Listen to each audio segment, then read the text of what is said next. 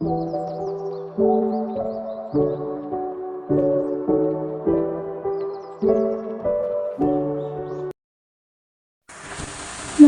saat ini adalah sebuah negara yang terletak di kawasan Asia Timur dengan luas wilayah sekitar 1.500 km persegi. Negara ini terkurung daratan, diapit oleh Rusia di bagian utara dan Tiongkok di bagian selatan, dengan wilayahnya berbatasan langsung dengan wilayah otonom Mongolia dalam kepemilikan Tiongkok. Ibu kotanya adalah Ulaanbaatar, yang juga menjadi pusat kegiatan budaya, industri, dan keuangan negara. Politik Mongolia adalah Republik Kesatuan dengan sistem semi-presidensial.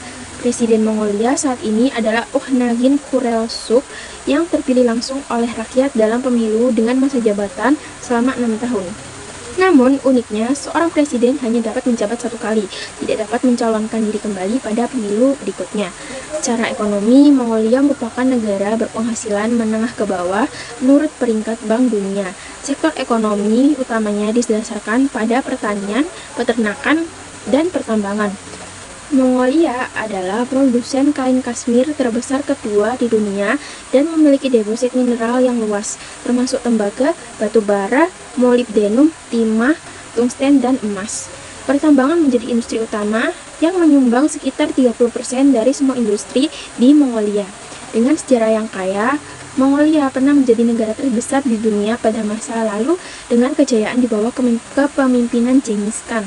Namun, saat ini Mongolia telah mengalami berbagai perubahan politik, ekonomi, dan sosial yang membuatnya menjadi negara yang menarik untuk diperhatikan dalam konteks global. Saya akan menjelaskan sedikit tentang Mongolia di masa lalu. Sejarah Mongolia sejak zaman kuno di tahun 1206, ketika itu dipimpin oleh seorang kepala suku yang bernama Temujin, yang akhirnya bisa menyatukan suku-suku yang ada di Mongolia yang pernah terpecah belah. Lalu menjadikan kekuatan tempur di wilayah Manchuria dan pegunungan Altai. Temujin sendiri mendirikan kekaisaran Mongol dan digelari sebagai Genghis Khan. Genghis Khan sendiri yaitu terkenal karena kebrutalan, karena keganasannya saat memimpin.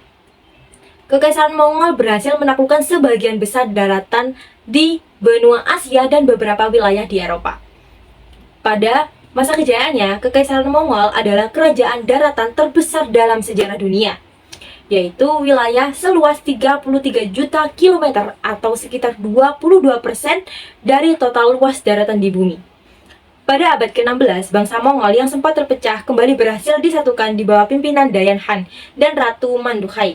Pada abad ke-16 juga ditandai dengan penyebaran agama Buddha di Tibet di wilayah Mongolia. Dan pada abad ke-17 Masehi, setelah terlibat konflik dengan bangsa Manchu, dinasti Qing mengendalikan Mongolia hingga akhir tahun 1911. Perbedaan antara Genghis Khan dan Temujin yaitu adalah bahwa Temujin adalah nama asli dari individu yang kemudian dikenal sebagai Genghis Khan. Temujin adalah nama yang diberikan kepadanya saat lahir, sementara Genghis Khan adalah gelar yang diberikan kepadanya setelah dia berhasil menyatukan suku-suku Mongol dan mendirikan kekaisaran Mongol. Jadi, secara singkat perbedaan antara keduanya adalah Temujin nama asli individu tersebut, sedangkan Genghis Khan adalah gelar yang diberikan kepadanya sebagai pemimpin besar yang bersejarah dalam sejarah Mongolia. Lalu, mengapa bangsa ini sangat berpengaruh di sejarah dunia? Saya akan memberikan 5, yaitu yang pertama, sejarah Kekaisaran Mongolia yang memiliki sejarah akan kaya dengan kejayaan Kekaisaran Mongol yang dipimpin oleh Temujin atau yang digelari dengan Genghis Khan pada abad ke-13. Yang kedua, posisi geografis yang strategis. Mongolia terletak di persimpangan antara Asia Timur dan Asia Tengah yang memberikannya posisi strategis dalam hubungan perdagangan, politik, dan budaya antar kedua wilayah ini. Yang ketiga, sumber daya alam. Mongolia kaya akan sumber daya alam terutama batu bara, tembaga, emas, dan uranium. Yang keempat, kebijakan luar negeri yang aktif. Mongolia telah mengadopsi kebijakan luar negeri yang aktif, terutama dalam diplomasi multilateral. Lalu yang kelima, pertumbuhan ekonomi yang cepat. Mongolia telah mengalami pertumbuhan ekonomi yang cepat dalam beberapa dekade terakhir, terutama didorong oleh sektor pertambangan dan energi. Pertumbuhan ekonomi ini telah meningkatkan kepentingan Mongolia dan arena ekonomi global. Setelah saya menonton video yang pertama, manfaat yang saya dapat adalah mendapat pemahaman yang lebih baik tentang negara Mongolia, termasuk sejarahnya, budayanya, geografi, ekonomi, dan beberapa fakta menarik tentang negara Mongolia. Manfaat lainnya yang saya dapat termasuk pengetahuan tentang peran Genghis Khan dalam sejarah Mongolia, kehidupan nomaden, tradisi seperti penggunaan gerd atau yurt, serta minuman nasional Mongolia yaitu airak. Selain itu, saya juga mengetahui tentang keadaan geografis Mongolia, termasuk iklimnya yang ekstrem dan suguhan unik seperti es krim di musim dingin. Dan setelah saya menonton video kedua, saya mendapatkan manfaat, yaitu film ini memberikan wawasan tentang kehidupan dan budaya suku Mongol serta sejarah pembentukan kekaisaran Mongol di bawah kepemimpinan Genghis Khan. Saya juga mendapat manfaat dari kisah perjuangan Genghis Khan, yaitu memahami nilai-nilai kepemimpinan seperti keberanian, ketegasan, kesetiaan, dan keadilan. Selain itu, kisah perjalanan hidup Genghis Khan yang penuh dengan rintangan dan tantangan dapat memberi saya inspirasi untuk tetap gigih dan berjuang dalam menghadapi cobaan dalam kehidupan.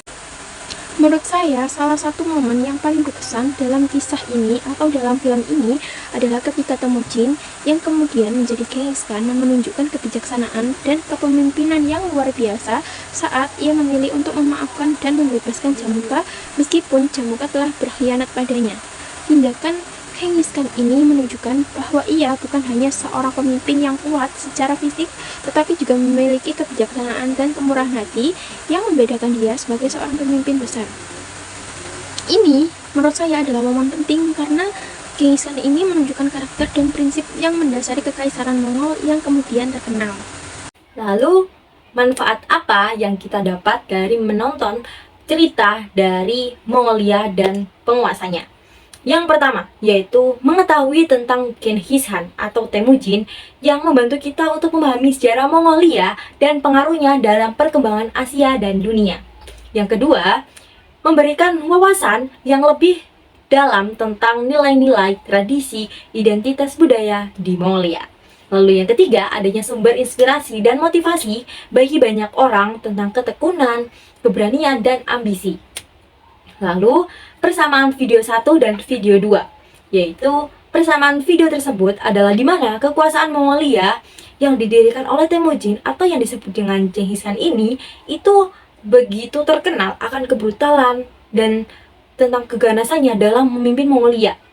Dan selain itu, Kekaisaran Mongol juga berhasil menaklukkan sebagian besar daratan benua Asia dan beberapa wilayah di Eropa, yang membuat persamaan video ini tuh sama-sama membahas tentang keberhasilan dari kepala suku dari Mongolia. Lalu momen yang menarik dari video cerita tersebut itu adalah di mana adanya pernikahan dini yang dilakukan saat berusia 9 tahun, di mana anak 9 tahun laki-laki sudah harus menikah dan bisa dapat bertemu dengan istrinya ketika sudah dewasa. Lalu adanya keberanian dan tekad dari Temujin sendiri dalam menyatukan Mongolia itu juga perjuangan begitu besar untuk menyatukan Mongolia yang awalnya terpecah belah dan menjadi satu kembali. Dan juga perjuangan istrinya, istri Temujin yang dia rela untuk diculik atau sebagainya, yang dimana dia mempertaruhkan dirinya untuk keberhasilan Temujin sendiri. Sekian dari saya, terima kasih.